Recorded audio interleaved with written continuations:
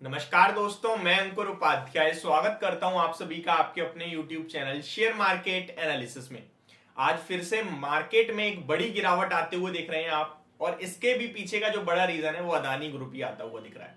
यहाँ पे मैं आपको क्लियरली बता दूं, जो भी पॉजिटिव चीजें थी अदानी ग्रुप की तरफ से, इनफैक्ट पॉजिटिव कुछ था नहीं, बट स्टॉक के प्राइसेस जो सुबह अप मूव देते हुए दिखे तो लोगों के मन में एक आशंका जगी, ठीक है भाई अब रिकवरी हो रही है, खरीदना चाहिए।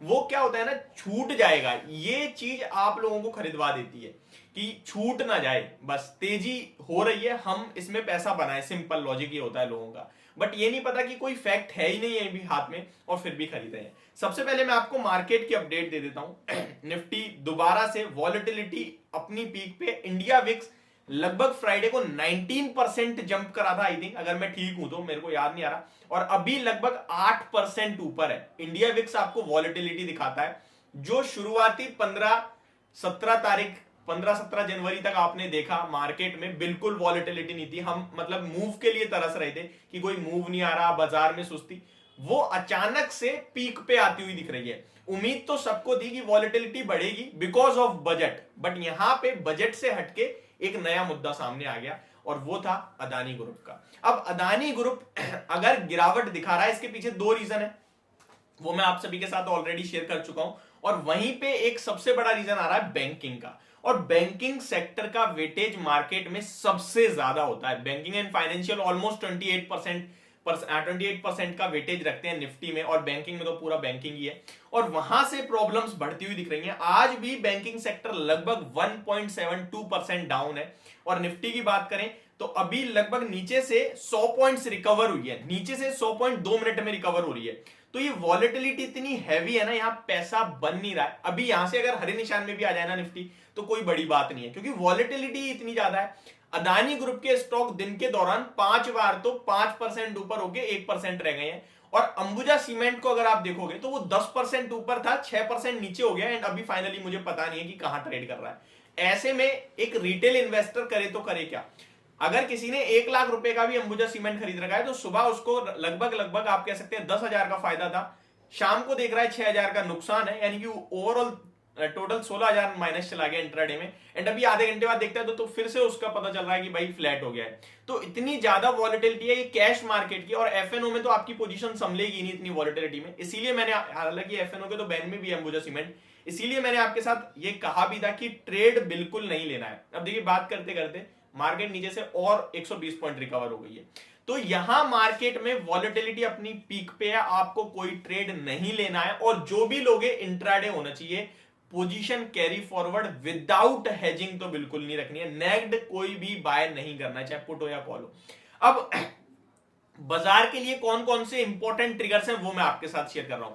सबसे बड़ा तो हमारा अपना इस समय चल रहा है अदानी ग्रुप। जिस दिन यहां से पॉजिटिव न्यूज आएगी, सबसे ज्यादा पैसा बनेगा बैंकिंग में। देखिए, अदानी ग्रुप तो भागेगा ही भागेगा, बैंकिंग आपका बड़ा पैसा बनाएगा, क्योंकि बैंकों से ही तो कर्ज लिया है, प्रॉब्लम तो बैंकों पे ही जा रही है। तो ये चीज आपको समझनी चाहिए। बैंकिंग में जो ये प्रॉब्लम चल रही है, मुझे लगता है डेफिनेटली एक बाइंग अपॉर्चुनिटी है। गिरावट में कुछ अच्छी क्वालिटी बैंक्स को खरीदने के लिए आप सोचिए, ढूंढिए स्टॉक्स को। इंडसइंड बैंक आज का निफ्टी का ऑलमोस्ट टॉप लूजर देखने को मिल रहा है आपको बैंकिंग से, अगर मैं देखूं तो लगभग 3% से ज्यादा की गिरावट मुझे मॉर्निंग में दिख रही थी, एंड अभी भी लगभग टॉप लूजर में इंडसइंड बैंक टॉप पे है, 4.5% डाउन है। उसके बाद पावर ग्रिड में एक गिरावट देखने को मिल रही है आपको। रिलायंस फ्लैट है। देखिए, रिलायंस मैंने आपके साथ कहा था इसे एक्यूमुलेट करने के लिए तैयार रहो, इसे खरीदो, और 2% गिरे और लो, ये मौके दे रहा है आपको लेने के। आज के सेशन में मेटल्स में भी गिरावट है, और एक ही सेक्टर है जो आपको पॉजिटिव दिख रहा है, वो है आईटी सेक्टर। क्योंकि नेस्डेक इंडेक्स 1% फ्राइडे को भी ऊपर था, नेस्डेक इंडेक्स पॉजिटिव ट्रेड कर रहा है कंटिन्यू, और आईटी के नंबर्स भी ठीक ठाक ही आ रहे हैं। बट जो संकेत अब आईटी दे रहा है ना, मतलब कंपनीज जो दे रही हैं, वो ऐसा दे रही है आने वाला एक क्वार्टर इनके लिए खराब हो सकता है।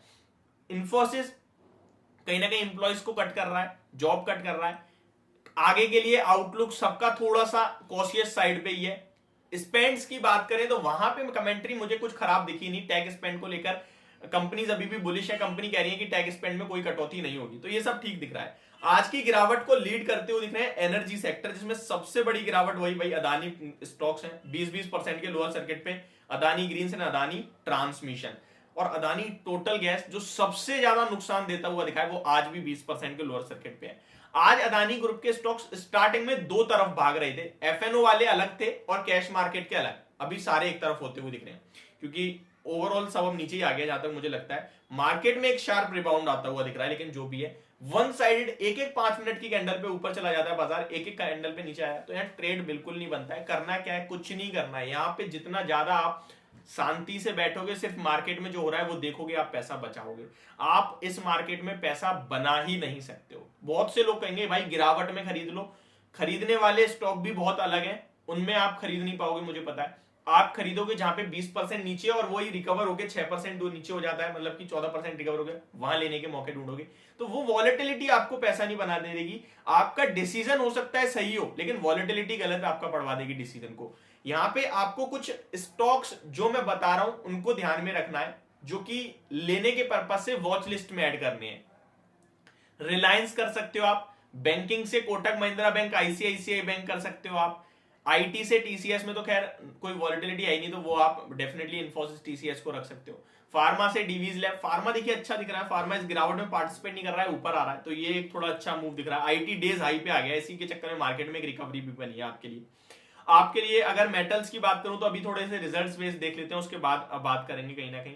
यहाँ पे आप रिलायंस को, टाइटन को, एस्ट्रल लिमिटेड को, ये कुछ स्टॉक है जो आपको मौके दे रहे हैं खरीदारी करने के। अगर केमिकल से बात करें तो आरती इंडस्ट्रीज में काफी लोगों को डर लगता है, वो मुझे लगता है एक अपॉर्चुनिटी है। एसआरएफ आपको अपॉर्चुनिटी दे रहा है, 2100 रुपए के लेवल्स पे आ गया है, तो ये स्टॉक्स है जहां पे आपको बाय ऑन डिप्स की स्ट्रेटेजी बनानी चाहिए। बाकी मार्केट में आज फिर से आपने एक फ्रेश लो लगता हुआ देखा है 17,400 का, यहां आप बॉटम नहीं बना पा रहे। मैंने आपके साथ मॉर्निंग में भी कहा था 17,800 और 850 जो पहले हमारा, सॉरी 17,800 775 जो हमारे लिए पहले सपोर्ट था, वो अब रेजिस्टेंस हो गया है।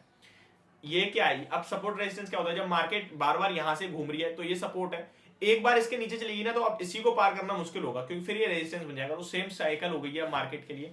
बजट आने वाला है 1 फेब को, देखते हैं कुछ अच्छा होता है तब निकलेगी मार्केट तो बाय करेंगे, अदरवाइज अभी हमें नहीं लेना चाहिए। तो ये मेरी वीडियो, होप आपको समझ आई होगी, पसंद भी आई होगी। Thank you so much for watching this video, have a great day guys.